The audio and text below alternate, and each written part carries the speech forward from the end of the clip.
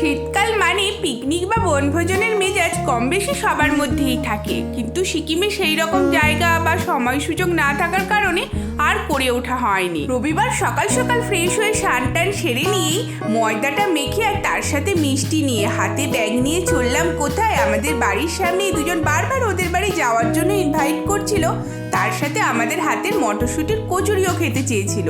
এখানকার বাড়িগুলো দেখো কেমন সিঁড়ি কেটে কেটে নিচে নেমে গেছে, বেশ সুন্দর। আমাদের বাড়ি থেকে 5-7 মিনিটের দূরত্ব। মটরশুঁটির কচুরি গিয়েই করতে লেগে গিয়েছিলাম। সন্দীপন পুরটা ভরে দিচ্ছিল আর আমি বেলে দিচ্ছিলাম। আর যাদের বাড়ি গেছিলাম সে ভাজছিল ফুলকো ফুলকো কচুরি, তার সাথে হয়েছিল নিরামিষ আলুর দম। শীত প্রায় ফোরাতে বসেছে, তবে অবশ্য সিকিমে মার্চ পর্যন্ত ঠান্ডা থাকবেই। বাড়িতে তো একবারও করা হচ্ছিল না, ওরা বলছিল বলেই ভাবলাম সবাই একসাথেই খাওয়া দাওয়া করা যাবে। মটরশুঁটির কচুরি কি কি ভালোবাসো এই কম্বোটা, আলাদা করে জিজ্ঞাসা করলাম না, জানি সবাই খেতে ভালোবাসো।